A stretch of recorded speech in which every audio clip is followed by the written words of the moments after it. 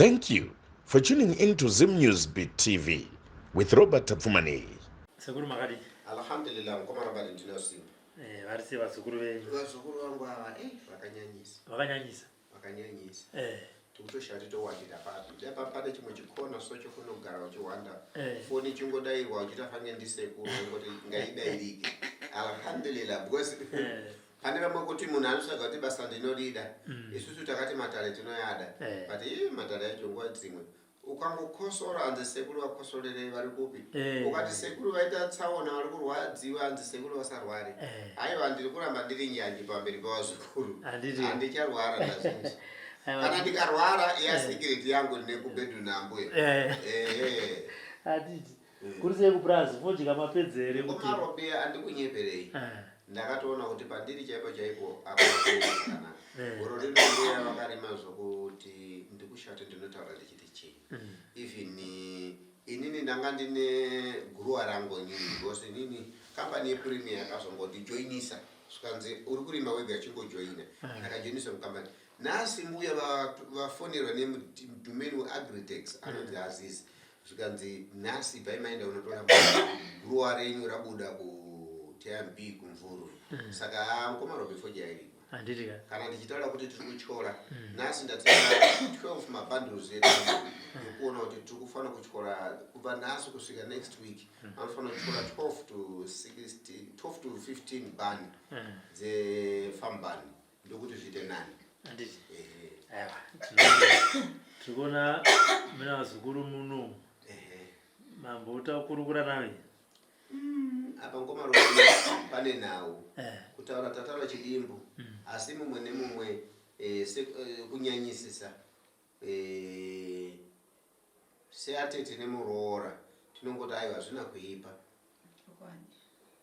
titete nemuroora kana vauya mudare toti chokwadi zisu takapiwa naMwari asi manje vanhu vanoti maziso yake tiyashandisire saka pavanotituma pacho vanhu panorwadza asi isusu tinopashandisa nokuti inguva yaAllah subhanahu wa ta'ala. Handiti makadi vananza tinofara hedu makadi izvo tete ndevapi muroora ndo muroora ndini handiti saka adhonza mumwe ndiana muroora imimi handiti ka titsananguri zvakamira sei dambudziko rangu ndakapinda mumusha umu ndine nhumbu yangu yave ine mwedzi 3 mushure mekunge murume wangu paakandikonza ndamutaurira chokwadi kuti ndine nhumbu kuti ini ndine nhumbu yangu ine mwedzi 3 ndokubati hazvina kuipa nhumbu yako iyoyoyo newe mese ndokuchengetai ende mwana iyeye ndiye achava dangwe rangu asi secreti ichava yangu neimwe hanzvadzi yangu so ndine hanzvadzi yangu yandowirirana nayo ndiye achaziva secreti saka zvechokwadi ndakanopinda musha mavo nhumbu ye ikakura ndirimo ikanzi ndo inhumbu yake yekutanga ndikasununguka mwana we mukomana aiwa akakura tikasvika pakurumura ndikazoita imwe nhumbu yake ndikazoita zvakare mumwe weche3 saka pamhuri yangu murume wangu aishandawo basa rake raaishanda saka akakwanisa kuzonyoresawo vana vake uyu imba yake uyu imba yake uyu imba yake ini ndobva ndasiyiwo ndiri pane yangu imba ine zita rangu saka murume wangu akazoshayika kushayika kwaakaita ana bamunini vakuchiti isusu toda kugova zvinhu asi magovera todaita zvinhu hatisi kukwanisa kugova zvinhu tisatoenda kumaDNA pavana ava pane umwe akasiyana nevamwe saka todaenda kumaDNA tozowana kugova zvinhu tikanoonawo maDNA aya asina kutifadza paine mwana asiriwo mudzinza munomu aiwa muroora uri kuenda nemwana wako saka ndopandikachizonzwawo nevakabva kunoku pane vakabatsirika pano ndovandikanzwawo navo vakabva vazondipawo mufambiro ndobva ndazozivisawo tete chita tete pane kwandakanzwawo kunobatsirwa nokuti tete nhau yese iyi vava vachiizivawo saka tasvika mukuzosvika pano zuva ranhasi ndina tete nekuti ana bamunini vari kuti next week ndoparikudaendwa kumaDNA Nsanena tisi. Murume wenyu akasiya anyora zvinhu zvake. Akasiya anyora aisa muvana. Vana vamabhetsi vakatotoreswa wangu iye wokutanga ndodambwira. Anisi nemi kwana titi. Ongo. Zvikuti kana nemutupo tukutongomudeedza weikoko. Saka iye wacho akanyoreswawo yake imba, uye akanyoreswa yake imba, uye akanyoreswa yake imba. Saka ana baba munini vakuti izvi hatizvidi zvakasiyiwa nemufi. Ongo. Tete makati zvii? Tinofara makasimba ino. Iye kutaurwa nemuroora ana hanzvadzi venyu vati zvakanyorwa nemufi kwete. Ichokwadi. Ndiwo matauriro avari kuita. Asi inini kubva pekutanga. Hanzvadzi yangu yakanga zvai yakandiudza chokwadi. Kuti uchiona hanzvadzi ndatora muroora wakauya pamusha pano. Akazvitakura. Asi secret yedu tiri vangani? Tiri vaviri. Tiri vatatu. Vatatu vone muroora. Nekuti ndiwo akuziva chokwadi chiri pakati. Mwana uyu ndakatsidzirana nemudzimai wangu kuti achange ari ndiye dangwe rangu. Zveshuwa takagara. Muroora wedu hapana chakaipa. Kusvika hanzvadzi yangu muroora wangu akazobereka vana vaviri. Vanoteera mashure memimba yake yakanga auya ainaye. Zvadaro vana vakazonotoreswa mabhepi nezvitupa zvese nehanzvadzi yangu. Asi ndingati inini ndiri mumwe chete ndindaiziva secret kuhama dzemurume. Naiye hanzvadzi yangu akaparara. Saka nauya akunetsa apa ndeyekuti hanzvadzi yangu uye akazoshaya. Mushure mekushaya upfumi hwake hwakasara. Hanzvadzi yangu akanga asiya akugovanisa kuvana vake vari vangani? Vatatu. Vari vatatu. Saka hanzvadzi dzangu idzi dzakusumudza hondo yekuti handei kuma-DNA. Hatisi kugutsikana mwana uyu anenge asiri wepabiri? Wepano. Saka kuuya kwataita kuno sekuti tokumbirawo kuti mazuva acho ekuenda kuma-DNA akwana. Takutokumbirawo kuti tigonewo kuti vadzimaidzwe pfungwa dzavo varege kufunga nhau ipi.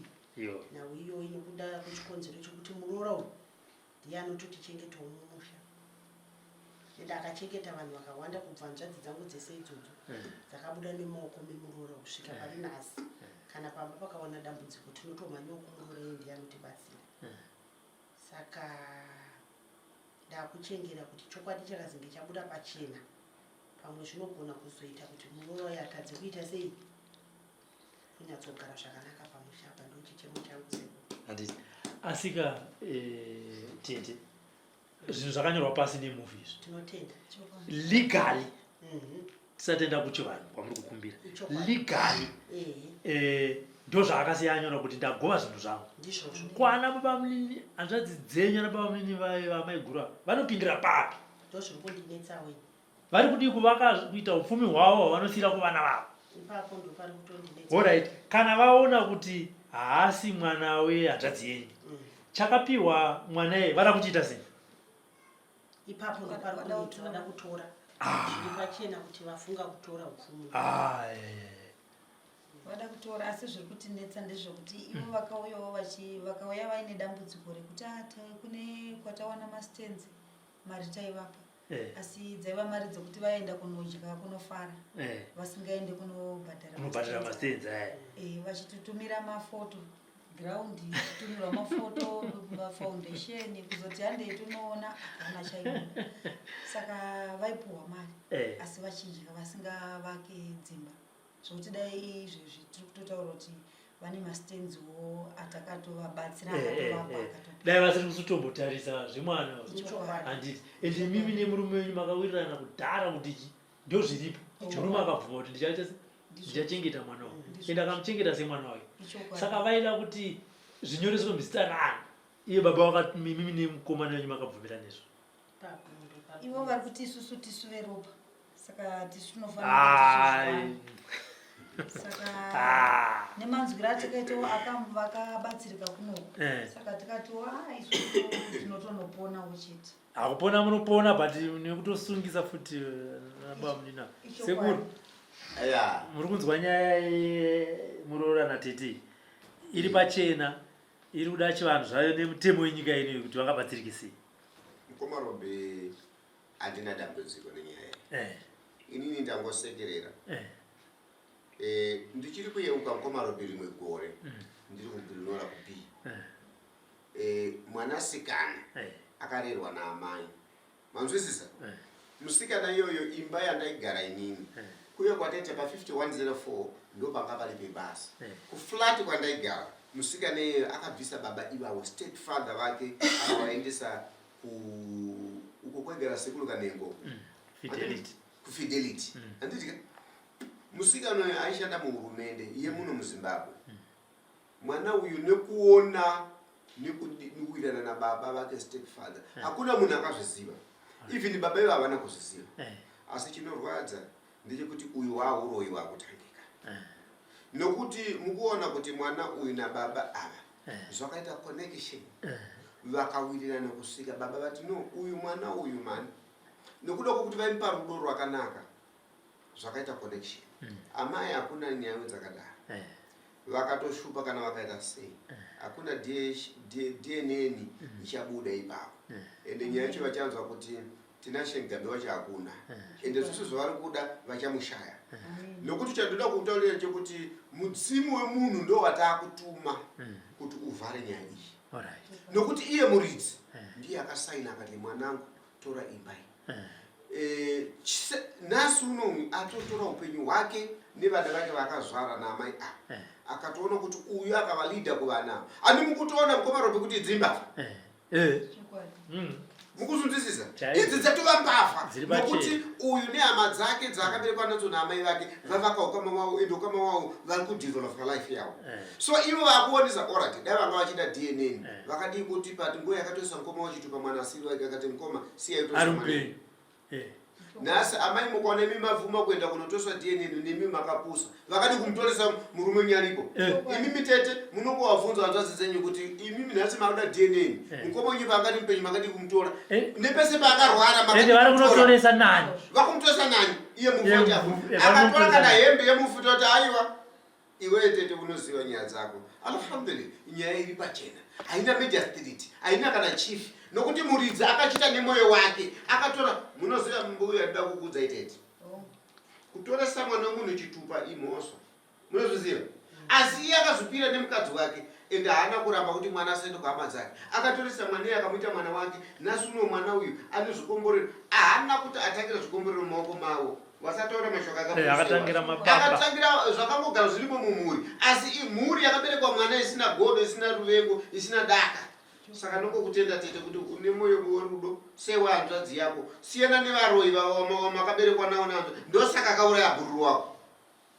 Dai asina kuuraya hanzvadzi yako, chasara pari zvino so ukangobudisa wedhi iwewe vari kutoataka iwewe kuti vakuuraye iwewe kuti vagone kudzinga mwana. But mwana uyo aneswa daka ichagonochengeta hama dzake. Saka hakuna nyaya yakadaro, nyaya tichamirira tichaipedza nyaya iyoyo. Alhamdulillah, Allah subhanahu wa ta'ala vachapedza nyaya iyo, ndatenda. Saka vara kuti muende kuDNA nani? Ivo vari kuti tichaenda isusu natete. Ndati vakadi kutora DNA murisi achiripo. Saka vari kuti mwana tete nemumwe wacho. Ko ivo vakomana ana baba mudini vakatorwa DNA nani kuratidza kuti vana vababa vamai vavo ipapo. Nhasi ngobaziva DNA. Nhasi vakuziva DNA. Koma vakaenda zvakabuda kuti tete vagera nehanzvadzi yavo havasi vababa vamwe chete vatasi. Ipapo ndo panozobuda nyaya dzakawanda wanda. Aiwa baba nenyaya. Dare raramba izvozvo akuda tete musabvume manzwa. Mukangonzwa vakudza kuti handiti ndoita DNA kuti imimi bhudhi makazviziva kuti mukoma wenyu vazvara mwana asiri wake. Mwana achikura kunosvika kudzidza kusvika agoverwa imba, makadi kuita DNA, madaita DNA kuti mufe awanika. Munoziva kushandira hurumende hazvino kuti kushandira hama. Kushandira hurumende kushandira nyika. Munhu kana akashandira hurumende akawana mabenefits yake, siyanai nazvo. Mwana iye ndevababa ivavo. Chete. Iwe ingotaura zvokuti hadzi chichi ingota kuti mwana iye ndevababa ivavo. Nyangwe asiri wavo ndevavo nokuti vakapikira kuti ndikuchengeta mwana asiri wangu vakachengeta. Mwana iye akakura vakadzidzisa vakaita zvese zvikapera. Nhasi uno mwana iye ndewavo. Kana kumakuva. Imi tete imamai venyu vapenyu. Baba vapenyu. Ya. Iwe munoronza kuti iwewe baba munitakaita maDNA. Nehama dzakababa vako. Ndigoona kuti iwewe nemurume wangu muri mukoma nemunin'ine. kana kuti iwe ndabhundi wako uri bhundi kana wapedza izvo zvozechi zvekuvana vangu izvi zvimwe zvinazitanga wanoya nemadna ababa vako anoratidza kuti iwewe nemurume wangu muri mukoma nemunin'ini usabvume nyarara kwako kokupere ndazvinzwa zvamataura usati wangu mwana vangu vana hapana kwari kuenda kudna iwe tanga unze madna emukadzi totangira unoya neababa vako mozoya kuno wozoya nevana vako nemukadzi wako wozodzika kuno unotera mbavha dzoda kubaimba yako iyi ipa vakatora mwana wako izvozvo anotoziva kuti ndiri pamba ndakuda kwamai avateta kuwasiva ivo vacho vari kuda kuti vaitwe dna kovawana ndiwe here ndevakauririwa nemukasi vari kuvhurira ziso kwangu vakuvhurira kumufi kwete kwako vakuvhurira mufi ndizvozvo vari kuvhurira ziso kune zvasiyiwa nemufi ichokwadi saka izvozvo hakuna nyaya iyoyo ola ndichakupai mutombo ichavhara nyaya iyoyo ende asi endonoramba kuti handisi kuenda kudna zoti tanga wauya neababa vako iwenearatidza kuti iwewe nemurume wangu muri vanhu nemhuri dzako wozoya nemhuri dzako ratidza kuti iwewo vana vako nemukadzi wako ndevako wozodzika kuno kumativi aiwa ichokwadi aiwa handiti For these and more stories, tune in to Zim News Bit TV with Robert Tafumani.